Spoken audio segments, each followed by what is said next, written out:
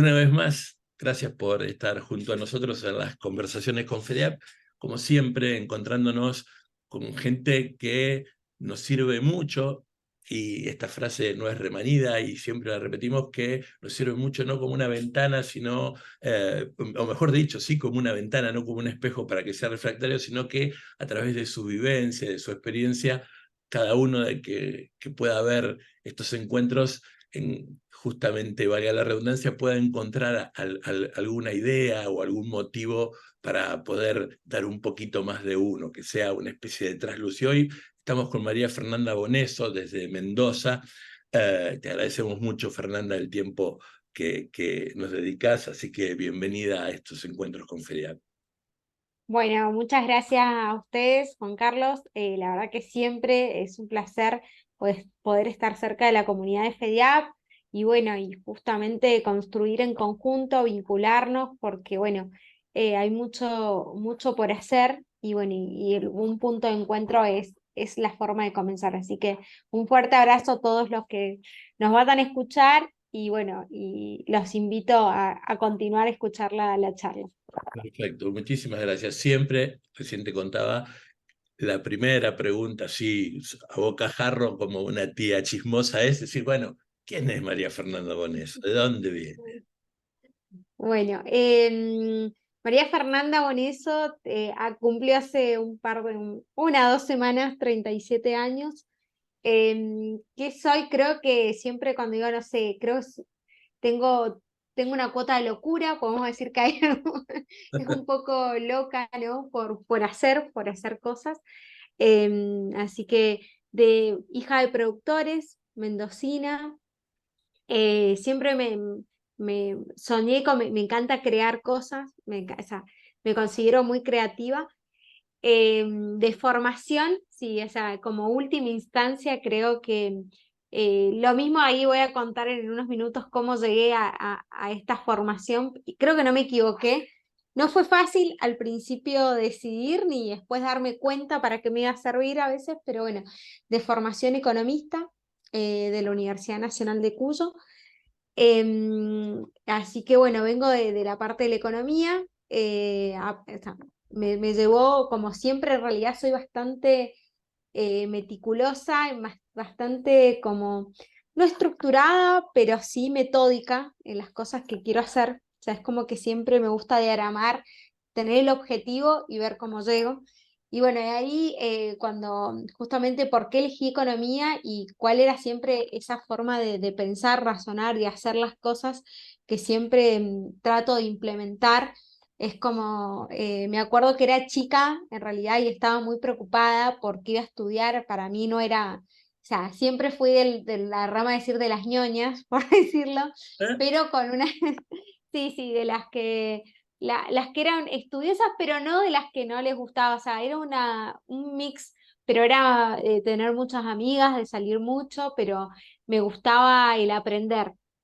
Era, era la típica que siempre levantaba la mano, se sacaba 10, bueno, esas cosas que algunos no, quizás lo odiaban un poco más, pero era raro esa cuestión que todos piensan que si te va bien en la escuela no podés hacer otra Ah, cosa. sos un En mi aburrido. caso, Ah, claro, no, en mi caso no era así. Tenía un grupo de amigos muy activo y salía todos los fines de semana, o sea, estaba siempre en mucha actividad. Y me acuerdo que la preocupación para mí era realmente, estaba esperando cuando estudiaba en la secundaria, era cuándo va a llegar ese momento de la facultad y cuándo va a llegar el momento en que termine y me ponga a hacer cosas. Era una ansiedad, como, quiero hacer, o sea, quiero, quiero cambiar cosas. Y me acuerdo que, bueno, en ese momento, acá por lo menos, acá en Mendoza, la Universidad Nacional de Cuyo, ingresar a la facultad no es algo menor. O sea, hay ciertos cupos, tenés que estudiar bastante para ganarte tu lugar en la universidad. Y si no, es terrible porque tenés que esperar un año más, sí, claro. que en mi cabeza era impensado. Yo no me podía pasar eso. Año sabático para nada. No, no, no, jamás. Era como algo imperdonable para mí. O sea, nunca mis papás me tuvieron que decir nada, pero para mí era imperdonable, ¿no? Y ahí fue que me acuerdo que me busqué una psicóloga. O sea, era mi mamá hasta ahora, me dice, no sé, porque tenía 16, 17 años, Justo en ese momento estoy hablando, no había internet, no había Google, o sea, no es que googleaba y Ujú, no, era red de conocidos y justo una prima de mi mamá es psicóloga, entonces le pregunté de dónde hacer un test vocacional, como que estaba preocupada, me dio una especialista, llamé, pedí turno, era todo muy adelantada en ese momento y me acuerdo que estuve un año haciendo el test vocacional porque no, para mí era terrible, que ahora en realidad lo digo que obsesionada porque no está nada mal a veces, o sea, o sea, equivocarse y volver a hacer las cosas, ahora lo veo desde otra perspectiva, pero en ese momento era como medio trágico, ¿no? Y estuve un año haciendo el test vocacional porque quería estar segura de que lo que hacía lo terminaba y lo hacía porque estaba segura. Esa era mi postura. Así que hice, me acuerdo que fue todo un proceso de descubrimiento y en esas cosas estaba economía y era como, me acuerdo que entre esos pros y contras que discutíamos con en el momento con la psicóloga y con el grupo, era que era como que no era algo muy conocido, no era como era como hasta se desconocía mucho realmente de qué se hacía. Y por otro lado me acuerdo historia, porque me gustaba mucho, o sea, conocer, aprender. Y al final, o sea, en su momento elegí economía después de hablar con muchos profesionales y demás, porque era relacionar, era crear, pero era relacionar cuestiones y cambiar. Y bueno, y cuando empecé, claramente no me equivoqué y hoy tampoco me equivoco porque, o sea, lo que me enseñó desde el área de la economía es siempre digo, o sea, contenido, creo que han cambiado mil cosas de que puedo haber estudiado, pero era el razonamiento que me daba de un razonamiento lateral a veces. Es como pensar distinto, unir hechos, acciones, consecuencias, esa forma de razonar que hasta por momentos me acuerdo que hasta se vuelve un poco como obsesivo, porque todo el tiempo estás midiendo. Como, si voy por acá, no porque no me conviene, porque, y así, esa forma, así que me acuerdo que en eso no me equivoqué, pero bueno, cuando me recibí en Mendoza, obviamente al ser una provincia no es chica, pero tampoco es un gran centro financiero, me encontré con esa disyuntiva porque no había trabajo para economistas en economistas de este rubro, ¿no? Como eran más financieros, donde la mayoría no estaban acá. Así que me fue como un momento de decir, ¿para qué estudié esto? Todavía no entendí y bueno, ahí empezó todo un camino en su momento entré a trabajar en un banco, pero siempre quería hacer más, así que me acuerdo en su momento me postulé una beca de Fundación Carolina, fui una de las ganadoras, y ahí fue como que todo cambiando, pero siempre fue una sensación en esa marcha de que hacía que siempre más, y terminaba de estudiar una cosa y hacía otra cosa, o sea, siempre mucha actividad y hacer, o sea, sentir que es como que siempre hice para mí, algunas personas me decían, no, pero no estás cansada por ahí, que estás haciendo? No, le digo, a mí, en mi caso es algo inverso, o sea, si yo no estoy en actividad y no estoy a pleno, esa energía me vuelve en contra, o sea, como ujú. que en un momento me Mira, para pasó abajo. sí, sí, que me surgió una enfermedad inmunológica y era eso de no querer, de no estar haciendo lo que yo quería hacer. Y es como, la gente piensa que es al revés, decir, ay, no, ¿qué haces con tanto estrés? No, en mi caso sucede un poco al revés, ¿no? Así que bueno, eso es un poquito y bueno, de ahí, más adelante, no, justamente la siguiente pregunta de cómo llegué siendo economista y cómo llegué bueno, a ser una de las fundadoras de Agrojusto. Ahora vamos a ir a lo de Agrojusto, pero quiero detenerme primero en dos o tres cosas que siempre hablamos, sobre todo con gente joven. Me sorprende y agradezco el tema de la edad, porque para nada es 37 años, en verdad, no es un loco gratuito, en verdad me sorprende mucho eso y me alegra mucho también. La primera de esas dos o tres cuestiones es, lo dijiste al pasar, pero quiero que lo recalques. Tu familia nunca te hizo problema, vos querías estudiar y, digamos, ellos siempre apoyaron que estudies independientemente de lo que fuera. Eso te sirvió mucho Sí, para no. la mochila sea un poco más liviana. Nada, sí, nunca hubo mandato. Sí, siempre, a ver, yo creo que siempre de alguna manera estamos condicionados de las cuestiones que uno vive en su entorno, o sea, no estamos totalmente eximidos de eso. Mi papá estudió economía en su momento donde estudiaba en Córdoba, no pudo terminar porque, bueno, en su momento también su papá había fallecido, entonces estaba con una cuota, pero mi papá es hombre de campo, no habla mucho, o sea, era como que tampoco exteriorizaba mucho sabíamos, pero es como que no fue algo como que fuera condicionante, pero sí, no, nunca hubo, fue como, siempre me dijeron, hacé lo que quieras hacer, siempre, en realidad nunca ni siquiera lo tuvieron que decir porque con mis hermanas también pasó siempre algo similar. Es como han sido muy, muy trabajadores, mis papás son muy trabajadores, entonces era como, o sea, estaba implícito que tenías que hacer cosas, ¿no? Como que era parte de la cultura familiar, ¿no? Entonces, como que, pero nunca estuvo, no, tenés que estudiar esto no te conviene, ¿por qué estudias esto? ¿No? Era como, hacer lo que, siempre fue como, elegí lo que vas a hacer porque así te vas a estar pleno y lo vas a terminar y te va a ir bien porque haces lo que te gusta hacer. Eso siempre como, sé lo mejor, o sea, dentro de lo que puedas y le elijas, sé el mejor que de las posibilidades que tenés. Ese fue como siempre el mensaje. No, y es muy bueno eso, porque en realidad muchas veces el mandato te lleva a, digamos, a un lado donde te pone en crisis, ¿no? Es decir, frente a lo que uno siente o quiere y lo que a veces está en el mandato, aunque sea, como decimos de la pedagogía, en el currículo oculto, por más que no te lo digan, sabes que en el fondo están esperando que decidas eso. La otra historia, el otro apéndice la otra ventanita que quiero abrir ahí es la terminalidad del tema de economía, porque no estamos por suerte en otra época, pero siempre también, y esto ahora cuando te haga la pregunta voy a explicar por qué, por más que parezca traído de los pelos, eh, pareciera que ser economista es una profesión de hombres.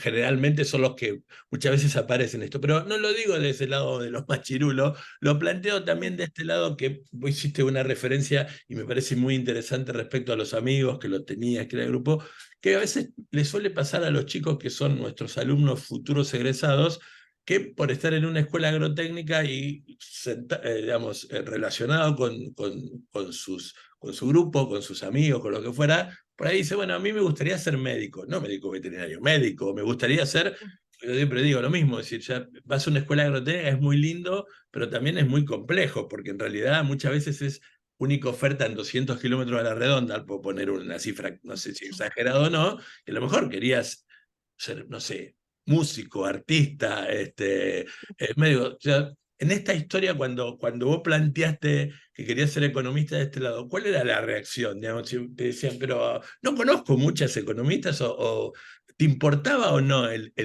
la mirada de los otros? No. Obviamente siempre de algo que hace dudar, ¿no? Sí, la verdad que la mayoría eran varones de mi camada.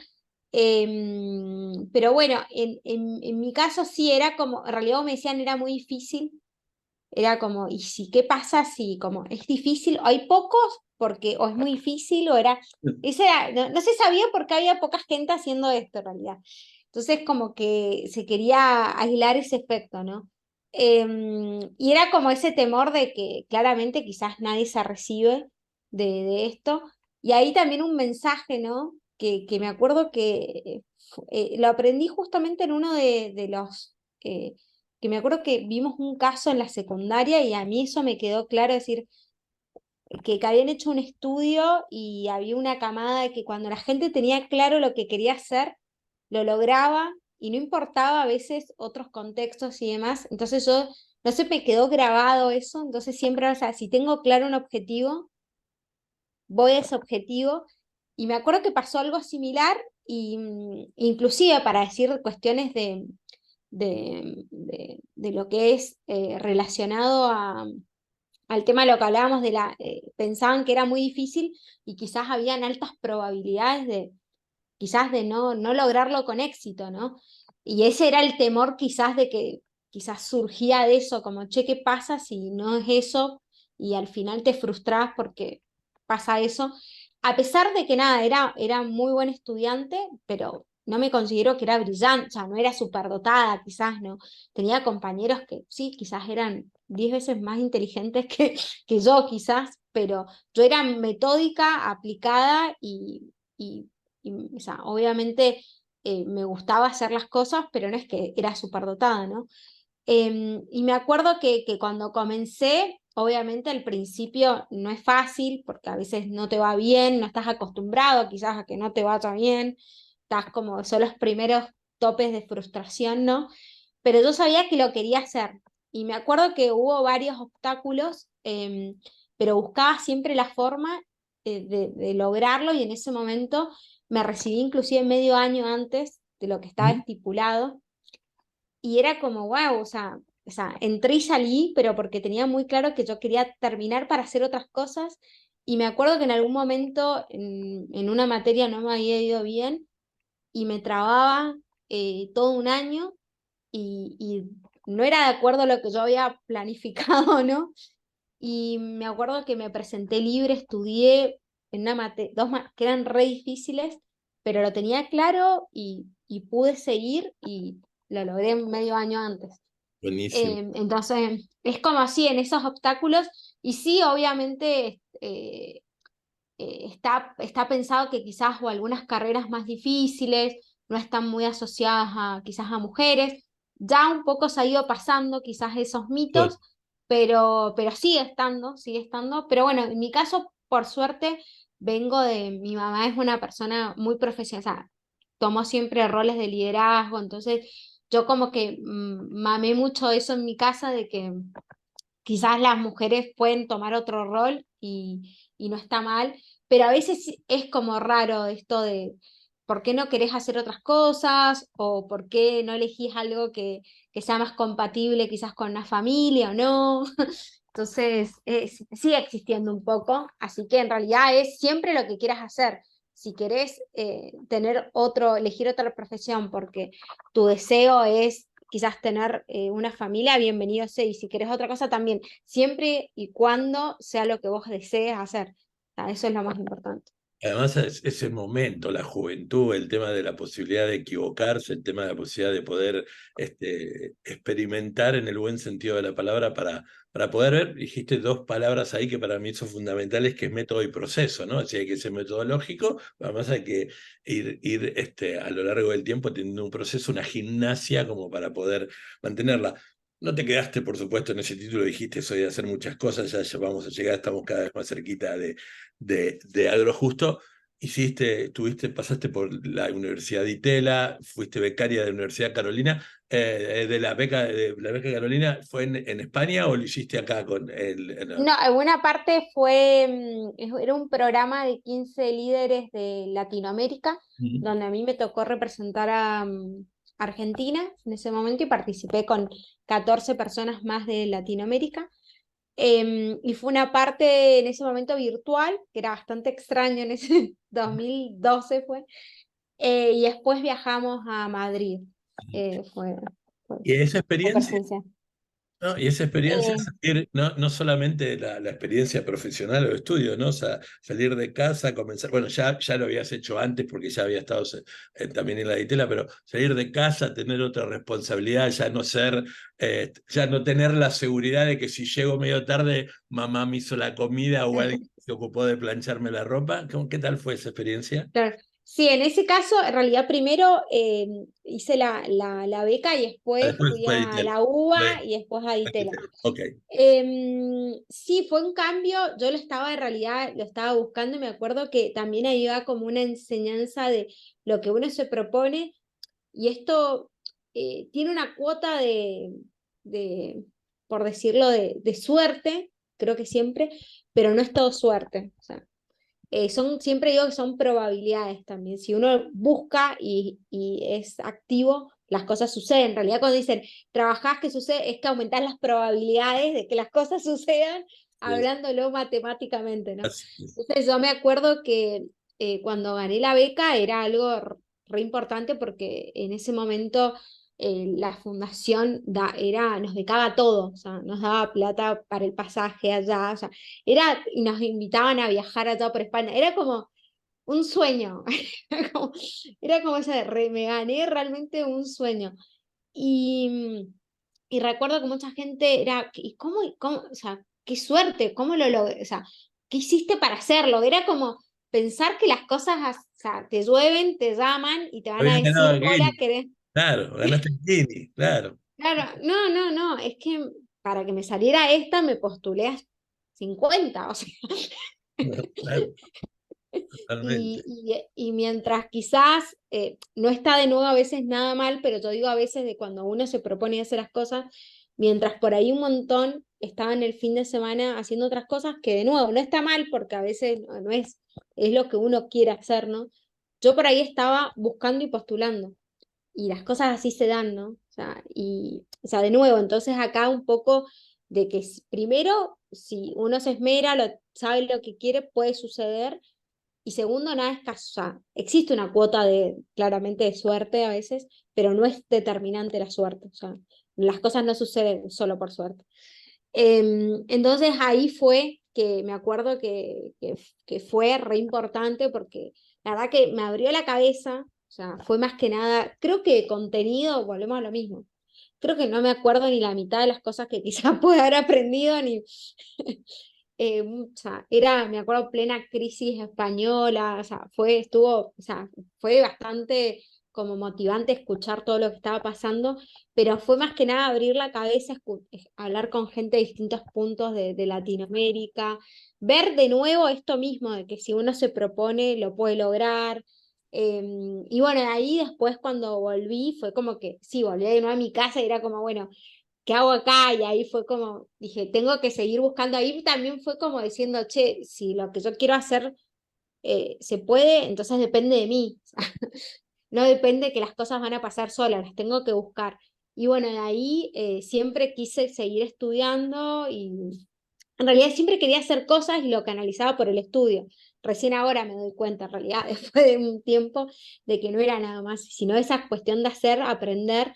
Pero bueno, en aquel momento cuando yo estudié y cuando hice también lo de Fundación Carolina, todavía el mundo del emprendedurismo no estaba bien visto, inclusive era como no vas a trabajar en una gran empresa, no vas a... Era como, inclusive eso como uno, hasta yo también era del chip de pensar el éxito, lo que a vos te gustaba estar en una gran corporación. eh, y me acuerdo que en ese momento mi pareja, que también es fundador cofundador de Agrojusto, Matías, él siempre fue emprendedor, él viene de la ingeniería en electrónica, pero como buen emprendedor, obviamente a los últimos años dijo, basta, o sea, empezaba a hacer cosas, no aguantaba seguir esas cosas, sobre todo ingeniería a veces, que esto eran como dos títulos, eran larguísima la carrera, y me acuerdo que era como, ¿no vas a trabajar en una empresa? No, no, o sea, soy emprendedor y tengo pero ¿cómo no? Me costaba un montón entenderlo. Y bueno, también ver eso, o sea, sacar eso, porque de nuevo, yo siempre digo que en la facultad, a pesar de venir de las ciencias económicas, en ese momento ahora ha ido cambiando un poco, pero todo lo que se aprendía era cómo administrar empresas grandes. Y bueno, pero ¿cómo hago una empresa? Está buenísimo, está bien, listo, mostrarme cómo se analiza un balance, pero ¿cómo hago para tener un balance? No tengo idea. Y creo que también es eso, de crear, y creo que ahora ha ido cambiando, pero eh, cómo cambia uno la cabeza y bueno, ahí fue que comencé de nuevo a estudiar y bueno, ahí después surgió el clic de Agrojusto.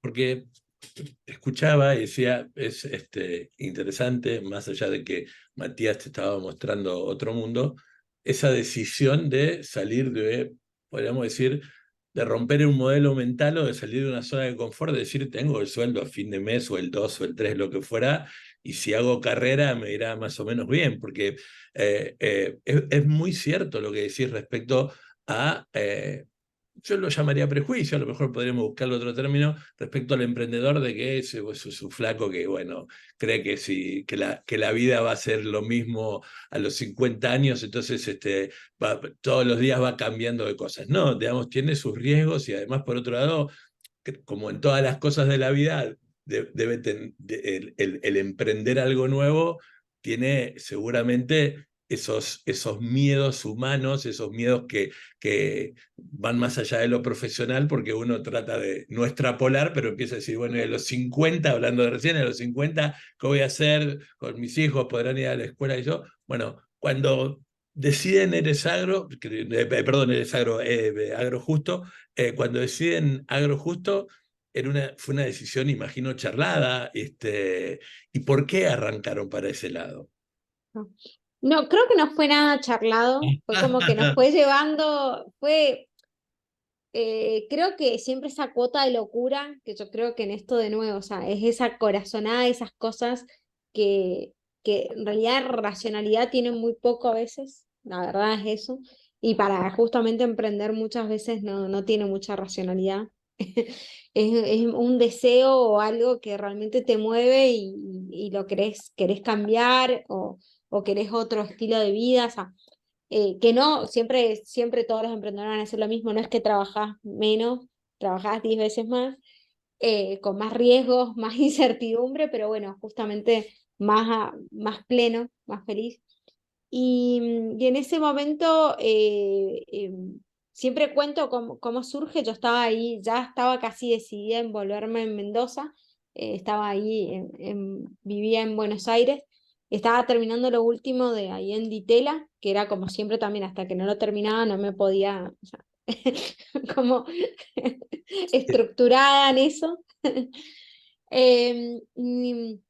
Y recuerdo que en ese momento mis papás estaban en plena cosecha, justamente en noviembre, y yo también tenía previsto volverme en diciembre y demás.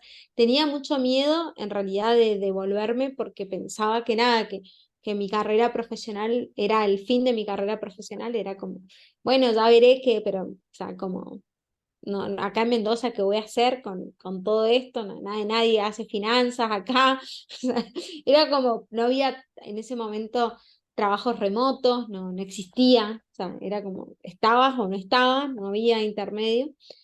Y bueno, mis papás me llaman, que justo habían tenido un año de nuevo, como siempre en realidad, pero ese era peor, ¿no? De cosecha. Y en un momento fue como encontrarme ahí esa desesperación y dije, pero ¿por qué no hay nada que cambie esto? O sea, por qué someterse a una situación que nadie está conforme? Era como descabellado, ¿no?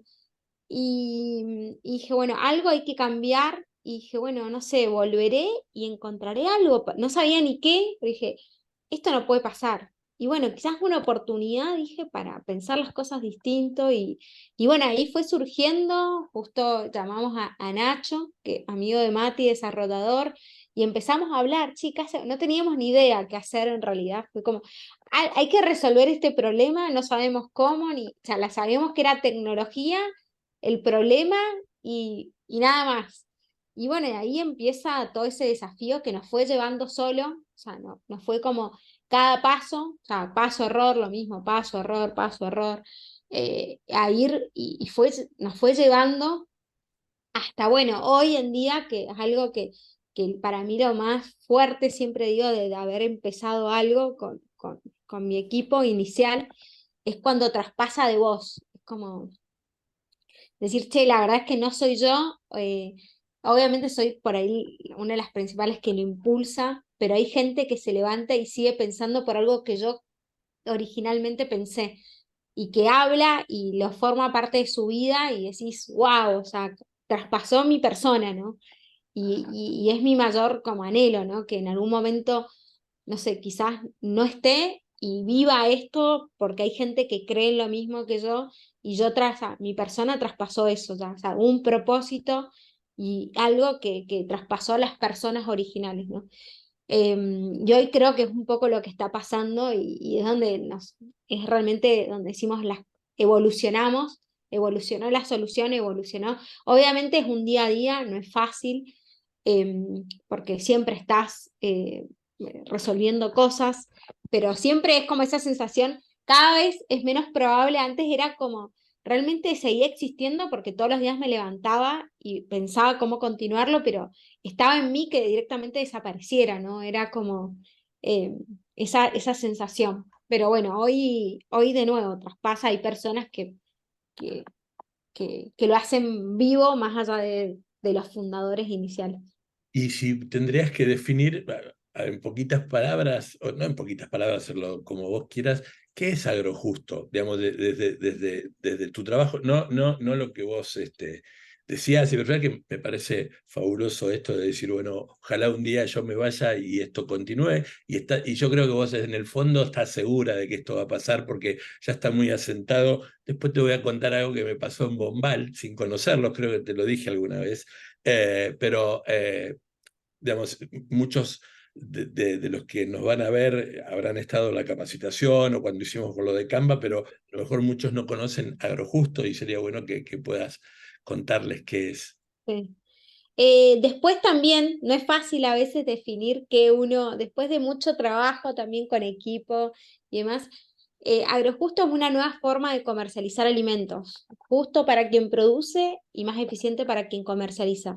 Esa es lo que define agrojusto y cómo lo hacemos con tecnología y equipo humano, donde logramos conectar a los productores porque sabemos que mucho de, llamamos injusticia, es por falta de contacto, de poder encontrar esa cadena que te facilite y mejore tu rendimiento como productor para que puedas seguir produciendo y sea un trabajo digno.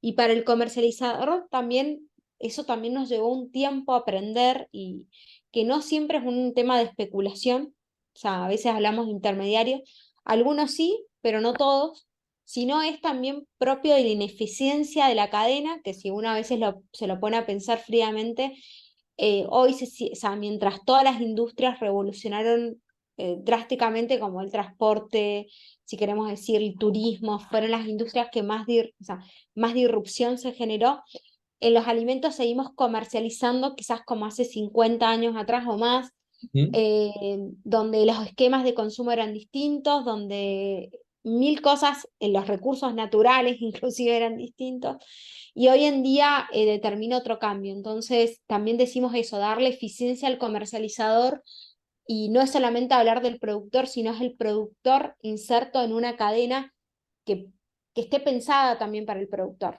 Pero el productor no es solo el productor, porque yo también me cansaba de ver que a mi papá le decían, bueno, no sé, te damos un préstamo atractivo para un tractor. Mi papá decía, pero yo, o sea, me viene bárbaro, pero yo no quiero más esto si yo no puedo vender como corresponde. O sea, me puedes dar 1000 tractores, pero si no me das un mercado que me favorezca, que piense en mí, no me sirve de nada los 1000 tractores.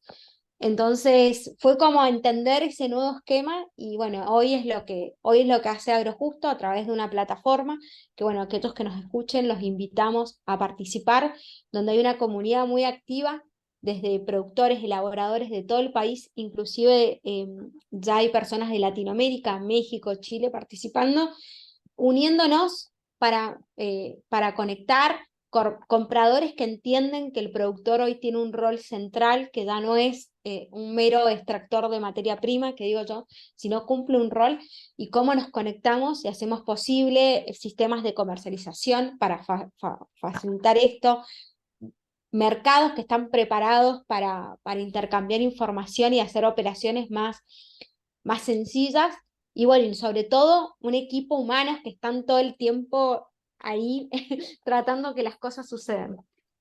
Yo cuando los conocí, de Sí. un pequeño pueblito de Santa Fe, viajando en un momento en una escuela, alguien me dijo, che, nuestra cooperativa, creo que era lechera, me podés corregir o no? Se moría si no conseguíamos poder hacer lo que estamos haciendo. Y ahí me contaron un poco que era agrojusto. La verdad que... Y después me quedó adentro de algún cajoncito en el marote y me pasó a la locura diaria de FEDIAD hasta que nos contactamos. Pero lo que más y no sé si alguna vez se lo dije a ustedes, pero lo que a mí más, y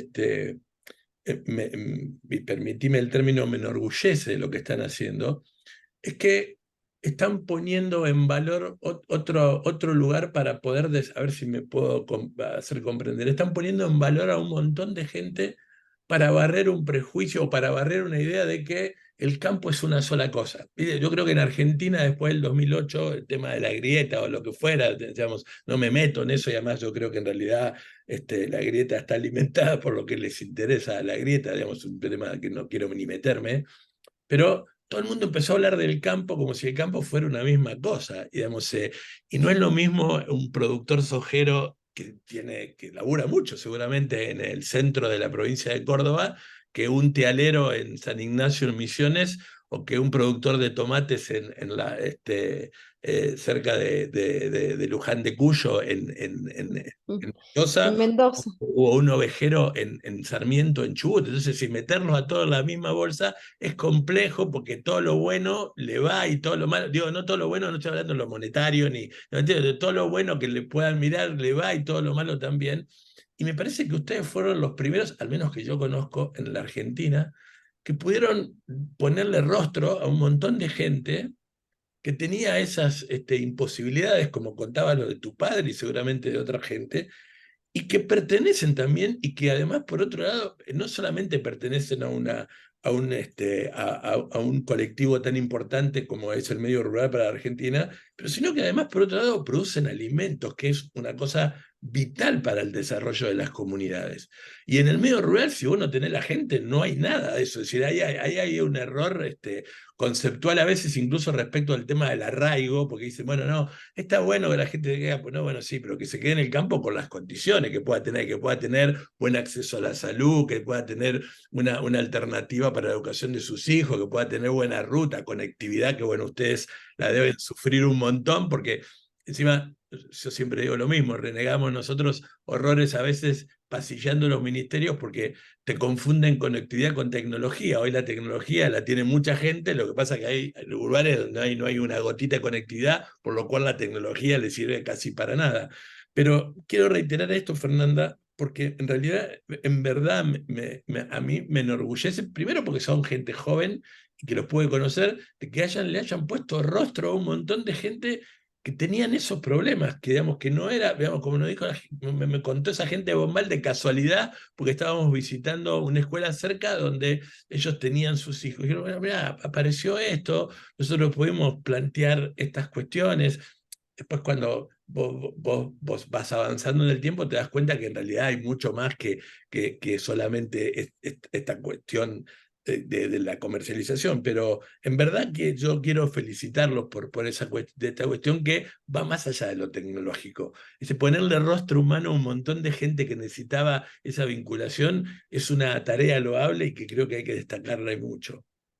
Bueno, muchas gracias, Juan Carlos. Sí, la verdad que si decimos que hacemos esfuerzo, sí, porque es todo un desafío con todas las adversidades, como vos decís, conectividad, a veces saber que tenés que ir a hacer más cosas, pero a veces no es posible, eh, porque justamente quizás de afuera tampoco es tan atractivo, es más atractivo quizás solo el productor sojero y no las economías regionales, y muchas adversidades más que pasamos todos los días, pero así como decía, que entender al campo desde otra perspectiva, que el campo, hay muchos campos dentro de una misma cultura, siempre decimos esta cultura de amor a la tierra, de amor a la naturaleza y entenderlo distinto. Y bueno, que justamente conectándonos, nosotros a veces nos escriben, nosotros trabajamos con distintas temáticas, y generalmente quizás los sectores que más se acercan más fácilmente a Agrojusto son aquellos que son orgánicos, agroecológicos o que tienen algún diferencial, decimos, pero nos preguntan, ¿solo trabajan con eso? No, o sea, Agrojusto está abierto para el que quiera otra forma. Obviamente quizás este sector es el que está como más aceitado en estos procesos, como cambiar algunas cuestiones, pero no, es la inclusión. Y bueno, y por ahí me recuerdo un mensaje que leí hace unos días en una red social que nos habían comentado que muy bien, em, nosotros decíamos que, bueno, justamente es la primera red que conecta a los productores y demás. Dice, no, pero está el movimiento de trabajadores excluidos de la tierra, o está la UTT, o está, bueno, me nombró varias. Digo, sí, pero nosotros también trabajamos con muchos de ellos también, pero nosotros justamente lo que hacemos es conectarlos, dejar de hablar de núcleos y pasar eso, traspasar eso, inclusive traer a la demanda, que es algo que es un gran error, yo lo miro desde el otro lado, desde justamente la economía, ¿no? Que nos centramos todo el tiempo de solo oferta, productores, productores. No, productores, o sea, hablemos con la demanda, traigamos a la demanda a la mesa. Ahí las cosas van a cambiar. Cuando traigamos a la demanda a la mesa y escuchemos qué se necesita para cambiar, y ahí es donde cambia la relación también comercial desde el lado del productor. O sea, obviamente los productores tenemos nexos en común, pero el comprador no es alguien que sea externo y que no al contrario. Entonces yo creo que sí somos los primeros que empezamos a hablar de eso.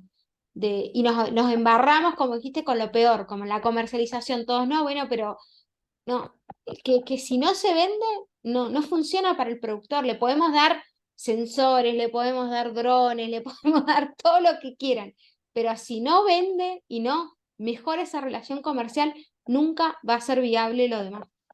Además, esta frase también de traer a la demanda a la mesa es porque en realidad, digamos, es sacándolos, como decías, de cada uno de los lugares, evitando los clústeres, voy a usar una terminología técnica, o es mirar que en realidad hay lugar para todos. Yo, hay veces, me complica mucho. Hace poco me llamaron pero no por mí, sino por el lugar del grupo de FEDIAB, a dar opinión sobre algunas cuestiones en algunos equipos técnicos de cara a este año electoral en Argentina. Entonces yo decía, miren, el mayor problema es no entender de que hay que focalizar punto a punto cada una de las zonas, no hay que tratar de trabajar con políticas que sean macro, estamos hablando de la parte agrícola, ¿no? Es decir, incluso también de la parte educativa, porque coincido mil por mil contigo, es decir, no, en la Argentina nos va como va, por ejemplo, también en el tema educativo, porque siempre se trabajó de la oferta. Vos y yo fuimos y pusimos una escuela y dijimos, vengan los chicos a mí. Nadie se preocupó de ver si en esa zona faltaban más carpinteros, faltaba más gente. Digamos, generalmente es una oferta de una institución, sea el Estado o una institución privada, que viene y después que vengan, en vez de poder analizar qué es lo que plantea. El tema de escuchar a la demanda es un tema. Pero volviendo a lo que me preguntaban en esa mesa, yo lo que le decía es, miren, en realidad hay que focalizar punto por punto y no se contraponen, no es que la agricultura extensiva algunos dicen el barbarismo de la agricultura industrial que no existe como término, pero que la agricultura extensiva y la agricultura orgánica o los pequeños productores son incompatibles o por debajo viven en una constante guerra. En realidad, digamos, el problema a veces es el Estado. Yo prefiero siempre hablar del Estado y no del gobierno, porque después el gobierno lo gestionará Juan o Pedro, pero es el Estado. No entiende que es todo lo que hay, porque por suerte por suerte, y no sé si también con un cachito de complejidad, somos tan heterogéneos, tan largos, tan complejos y tan diversos productivamente, que hay de todo. Y yo siempre les pongo como ejemplo, digamos, pero no haciendo ideología, pero planteando el primer gobierno de Lula, no lo sé ahora, pero sí lo sé, el primer gobierno de Lula, por ese tiempo viajaba mucho a Brasil, tenía dos ministerios de agricultura. Tenía el MDA, que era el Ministerio de Desarrollo Agrario, donde trabajaba con los sin tierra, con los pequeños productores, con los medianos productores, con aquellos que se ocupaban de trabajar en los mercados locales, y tenía un mercado un ministerio de agroindustria recontrafuerte, porque la potencia brasileña, que es desde el punto de vista agrícola, no la puede dejar. No era ningún tonto, ni Lula, ni la gente que estaba en esa historia. Y yo creo que nosotros tenemos que también avanzar en ese criterio, porque reitero, es decir, es insostenible pensar que puede haber una agricultura extensiva y que con eso pueda todo el mundo, o al menos toda la Argentina, sostenerse, porque efectivamente a veces es dilemática esta historia de que la modernización trae pobreza en el medio rural, porque ha pasado por el corrimiento de las fronteras agrícolas, etc. Ni tampoco pensar que vamos a vivir como Indochina en los 50 solamente comiendo arroz con lo poco, porque en realidad el mundo ha mutado y las necesidades son otras. Pero esta posibilidad de traer la demanda al productor y hacerle conocer a la demanda que hay otra gente que tiene otros productos, es muy interesante. ¿En qué anda Agrojusto en estos momentos respecto a eso?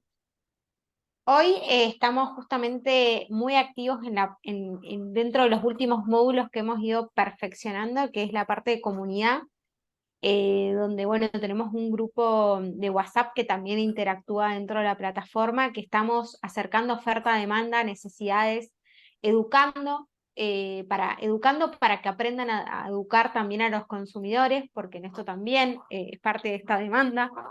Em, Hoy haciendo las primeras pruebas en México con organizaciones cafeteras, lo cual también nos parece, al principio no, es imposible, no, o sea, se está logrando. Desde acá también, o sea, pensar un modelo que todos por ahí nos discutían, que obvia, o sea, sería lo más fácil, pero sería quizás inescalable y infinanciable de estar cada recorriendo los campos. Nos encantaría por nosotros. Hoy fuimos, por suerte, a visitar un productor a la mañana y decir, ¿por qué no podemos hacer esto todos los días? Y no, porque no podríamos escalar, no podríamos, o sea, nos toca estar desde el otro lado, quizás uniendo y traspasando. Hoy justamente están pasando, se están conociendo productores con comercios de todo el país, encontrando todos estos compradores, facilitando esta conexión. Hoy es eso, hoy cada vez se hace más palpable y más real, y la verdad que a nosotros nos, o sea, muchas cosas que soñamos están pasando, inclusive uno de los próximos proyectos más incipientes, todavía estamos hoy también, fue parte de esto, agregando tecnologías de trazabilidad por blockchain para facilitar también a los productores a mejorar las condiciones de mercado. Entonces, bueno, es todo un día a día, hay cosas que salen más rápido, hay cosas que salen muy lento, y nos encantaría que fuesen más rápidas, pero a veces no se pueden.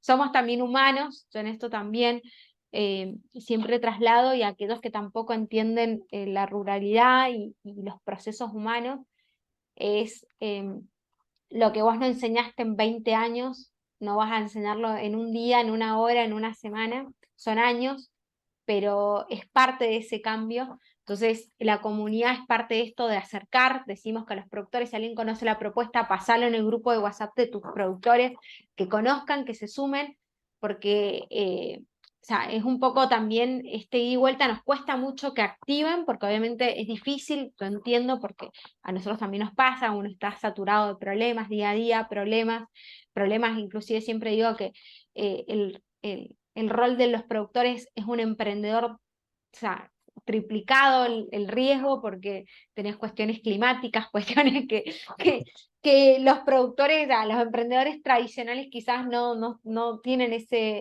esa adversidad, pero la única manera en que entendamos que las cosas van a cambiar es cuando también nosotros nos hagamos parte de esa causa y no la miremos del lado de es un problema, o sea, que salir de la queja e ir a la acción, nosotros estamos abriendo justamente el espacio para que suceda a través de la tecnología, porque es la única manera, o sea, hoy la tecnología es, creo, la mayor democratización, la mayor herramienta que puede tener el campo hoy, es una oportunidad única, entonces tenemos que sumarnos a esa ola, y sumarse es esto, o sea, aunque cueste preguntar, sumarse, porque las cosas van a cambiar si también nosotros queremos que cambien, entonces parte también de uno, ¿no?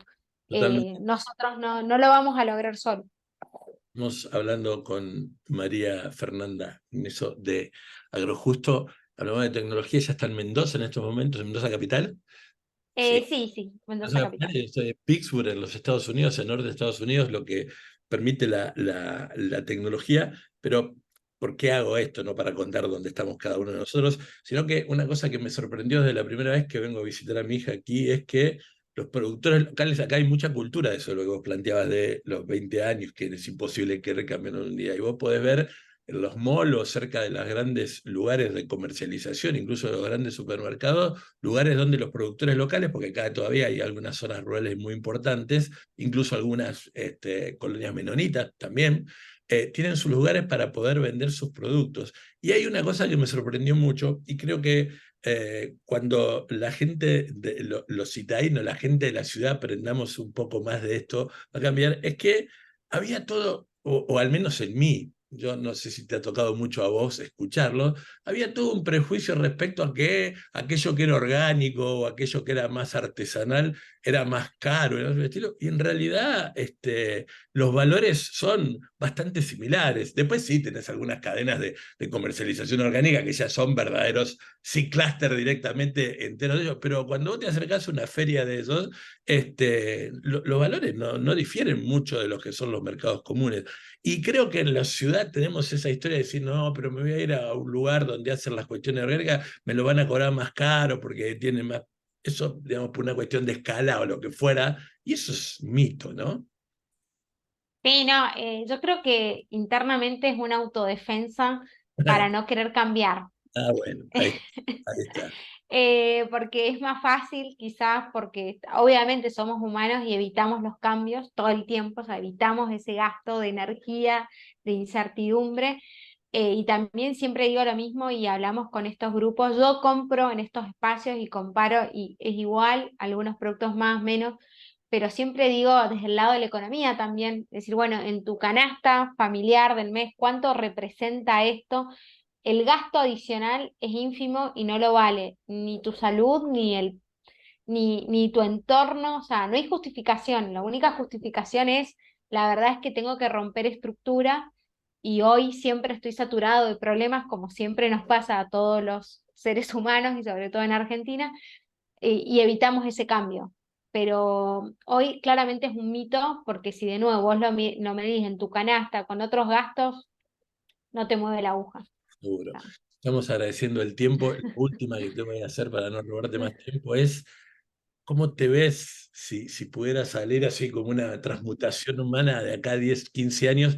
Vos que sos una persona que das la impresión de, al menos cuando eras más joven, sos muy joven, no te quedabas quieta, no te quedabas contenta. ¿Cómo te ves? Porque yo presupongo que en el fondo, a lo mejor también es una presunción en la lejanía mía, de que todavía te quedan muchas ganas de hacer cosas, ¿no?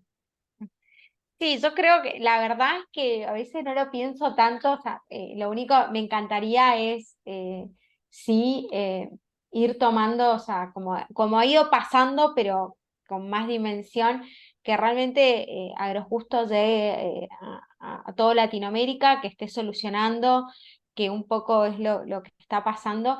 Y dedicarme a veces lo que más me gusta hacer dentro de Agrojusto, a veces me toca hacer cosas que no tanto, o sea, hacer cosas hasta más administrativas, y a veces no es lo que más me gusta hacer, a pesar de venir de todas esas partes, la verdad que odio estar llenando planillas, por ahí ya me agota, pero hay que hacerlo.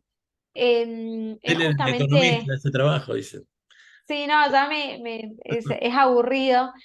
Yo creo, escuchando y hablando con la gente, eso es las cosas que más me gusta hacer y me encantaría estar en eso mismo, de escuchar y traer cosas, porque es eso mismo, de escuchar qué adversidad hay todos los días y ver cómo se puede solucionar, porque obviamente esto se vienen tiempos justamente de muchos cambios a nivel mundial, ambiental, van a haber entonces, me encantaría dentro de 10 años estar justamente haciendo muchas de las cosas que hoy a veces las hago por teléfono o a veces no las debo hacer porque no me da el tiempo, pero con la comunidad, estar hablando, recorrer un productor, otro productor, ir a otro comercio, escuchar y ir entendiendo qué pasa para acercarnos cada vez a una solución eh, más, más integral y justamente más sólida del problema, ¿no? Y hablando también, o sea, yo me encanta de estas alianzas, colaborar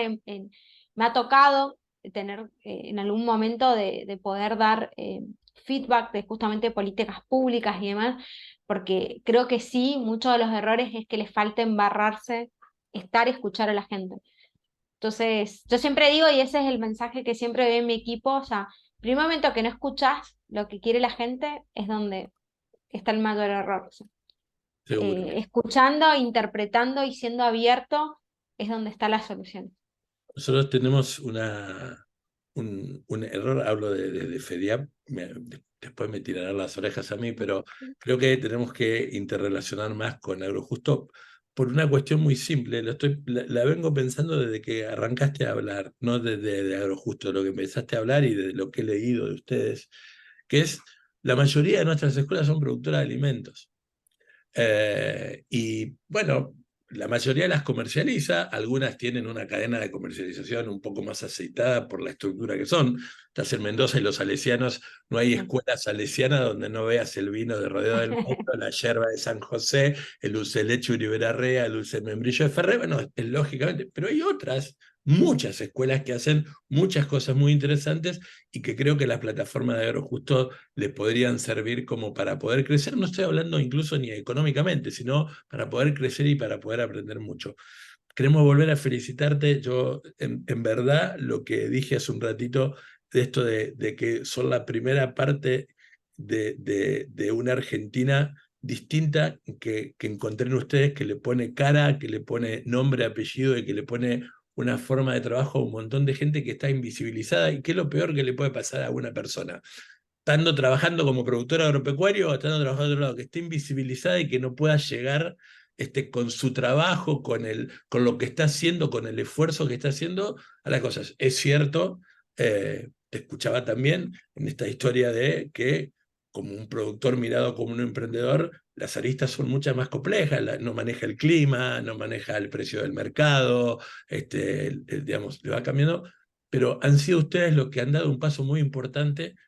Ni hablamos del premio BIT, y ya tendremos tiempo en algún momento también de poder hablarlo, pero en verdad, ojalá que los que escuchen la charla en un futuro muy próximo, en las próximas semanas, ya estará colgada en nuestro canal de YouTube y en nuestras redes, puedan saber, porque seguramente nos permitirán ustedes que coloquemos las redes de ustedes y la página de ustedes también en esos lugares, que puedan conocer que ahí está la posibilidad de poder hacerlo de otra manera, de poder encararlo siempre con sacrificio, ¿no? Y siempre con el esfuerzo, porque seguro eso es lo que va a dar resultado. Fernanda, otra vez a vos, a Nacho, Nico, agradecerles un montón por lo que están haciendo, por lo que vienen haciendo por FEDIAP, y ojalá nosotros el año que viene en estos trabajos que estamos haciendo por los 50 años podamos incluirlo y podamos ver qué podemos hacer juntos.